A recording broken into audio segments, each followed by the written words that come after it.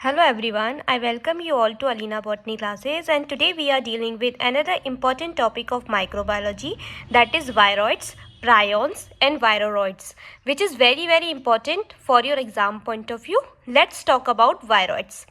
तो बच्चों देखो, viroids जो कि न्यूक्लिक एसिड से बना हुआ होता है सिर्फ, और इसमें प्रोटीन्स एब्सेंट होते हैं। तो वायरॉइड सिर्फ और सिर्फ न्यूक्लिक एसिड में आरएनए प्रेजेंस होता है। इसमें क्या देखने को मिलता है बच्चों? सिर्फ और सिर्फ न्यूक्लिक एसिड जो कि है आरएनए।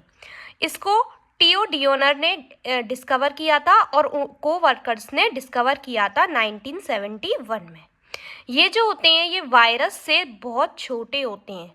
वायरॉइड्स जो कि smaller circular single stranded RNA molecules होते हैं, जिनको सबसे पहले जब विजुअलाइज किया गया था इलेक्ट्रॉन माइक्रोस्कोप से, तो वो स्मॉल सर्कुलर और सिंगल स्ट्रैंडेड आरएनए मॉलिक्यूल्स की तरह दिख रहे थे।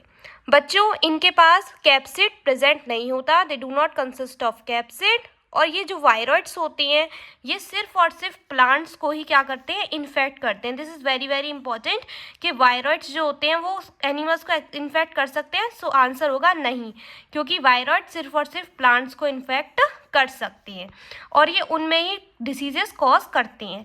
ये रेप्लिकेट करते हैं प्लांट सेल के न्यूक्लियस में, ओके, और ये बहुत ज़्यादा डिस्ट्रक्टिव होते हैं बच्चों। Okay, let's talk about the structure of viroids. तो बच्चों देखो, अगर हम स्ट्रक्चर देखें वायरॉइड्स का तो उसमें दो डोमेन देखने को मिलते हैं।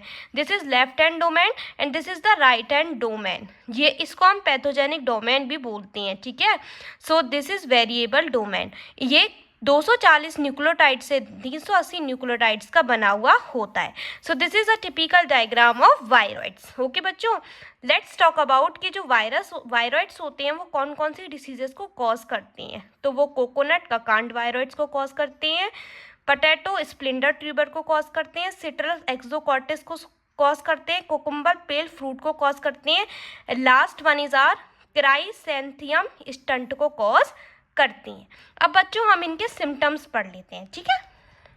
सो अगर हम इनके सिम्टम्स की बात करेंगे तो हमें देखने को मिलेगा कि जो प्लांट होगा उसकी ग्रोथ जो होगी वो छोटी हो जाएगी, स्टंट हो जाएगी।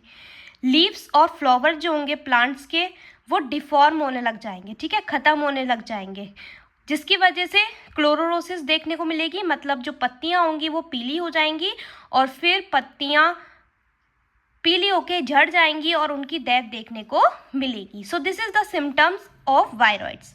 अब बच्चों देखो, ट्रांसमिशन की बात करें। ट्रांसमिशन का मतलब होता है कि कैसे कोई डिसीज किसी में ट्रांसमिट हो रही है।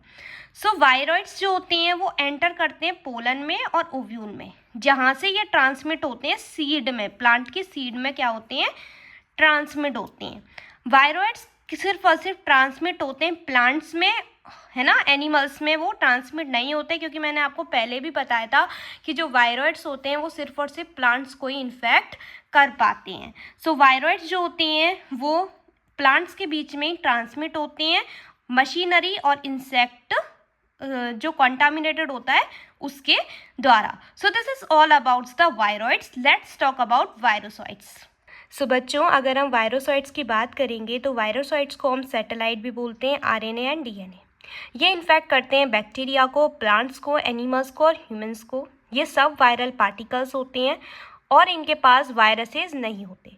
ये ये किस पे डिपेंडेंट होते हैं? हेल्पर सेल्स पे डिपेंडेंट होते हैं रेप्लिकेशंस के लिए और कैप्सिड फॉर्मेशन के लिए। Means they are not independent, they are dependent on helper virus. So जो न्यूक्लिक एसिड होता है वायरोसाइट्स का वो सर्कुलर क्रोमोसोम की तरह देखने को मिलता है, जिसके पास प्रोटीन की कोट प्रेजेंट नहीं होती। जो डिसीजेस कॉज करते हैं वायरोसाइट्स वो हैं हेपेटाइटिस। पहली है हेपेटाइटिस इन ह्यूमंस, जो कि हेपेटाइटिस डेल्टा वायरस से कॉज होती है, जिसको एचडीवी बोलते हैं, और वो एक सैटेलाइट आरएनए है। हेल्पर वायरस जो होता है इसमें वो बच्चों हेपेटाइटिस बी वायरस होता है। दूसरी डिसीज़ की बात करें तो दूसरी डिसीज़ है टबैको रिंग स्पॉट वायरस, जो कि सैटेलाइट आरएनए है, जिसमें हेल्पर वायरस है nepo virus. This is very important for your exam point of view. So जो एचडीवी है हेपेटाइटिस डेल्टा वायरस, वो helper virus hepatitis B virus से कॉज होती है, तम्बाकू रिंग स्पॉट वायरस जो कि हेल्पर वायरस नेपो वायरस से कॉज होती है। सो बच्चों, this is all about virusoids. Let's talk about prions which is also very very important. तो देखो, प्रायोन्स जो होते हैं बच्चों, वो प्रोटीन्स के फ्लडिंग से बने हुए होते हैं, मेनली साइएलोग्लाइकोप्रोटीन्स के बने हुए होते हैं। सो इनको हम प्रायोन प्रोटीन्स भी बोलेंगे, मतलब जो साइयोग्लायो प्रोटीन्स होंगे उनको प्रायोन प्रोटीन बोलते हैं, पीआरपी बोलते हैं। इनके पास न्यूक्लिक एसिड प्रेजेंट नहीं होता। इनको डिस्कवर किया था स्लांटले प्रूशिनर ने। सेवरल डिसीजेज जो कि ह्यूमंस और अदर एनिमल्स में प्रोटीनेशियस इन्फेक्शंस जिनको प्रायोन्स बोलते हैं उनके द्वारा कॉज की जाती है। सो इनका साइज होता है less than 50 nm in diameter और ये बैक्टीरिया और वायरसेस से छोटे देखने को मिलती हैं। जो डाइजेस्टिंग डीएनए और आरएनए होते हैं वो जो प्रायोन्स की एक्टिविटी होती है उसको अफेक्ट नहीं करते। ओके, आई थिंक आपको समझ में आ रहा होगा। ठीक है, जो मिसफोल्डेड प्रोटीन्स हैं वो हाईली रेजिस्टेंट होते हैं हीट से और स्टरलाइजेशन प्रोसेस उसमें देखने को मिलती है और वो सनलाइट से भी हाईली रेजिस्टेंट देखने को मिलती हैं। सो जो इन्फेक्शियस एजेंट्स हैं जो कि सेवरल न्यूरोजेनेटिव डिसीजेज मैमल्स में कॉज होती हैं उनके लिए रेस्पॉन्सिबल होते हैं, वो है क्रुसफेल्ड जैकोब डिसीज़ और डाउन सिंड्रोम डिसीज़। सो वो भी किससे होती है? प्रायोन से देखने को मिलती है। सो इसमें जो सिम्टम होगा वो होगा हेलुसिनेशंस देखने को मिलेगी, फैटिग्यू देखने को मिलेगा, कन्फ्यूज़न होगा इंडिविजुअल को और बोलने में दिक्कत देखने को मिलती है।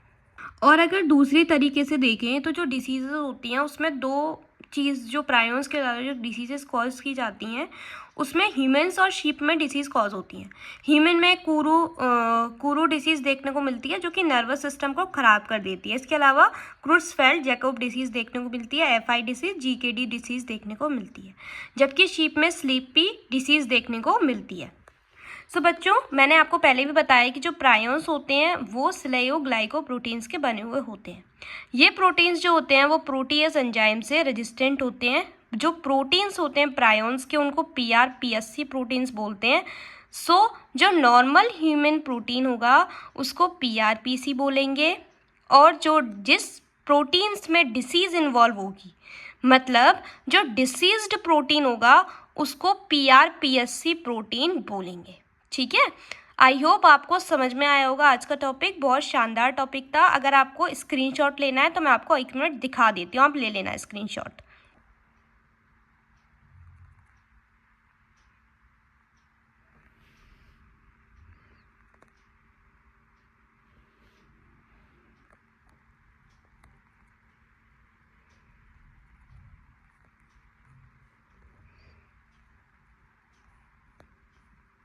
सो आई होप आपने स्क्रीनशॉट ले लिया होगा। This is all about for today.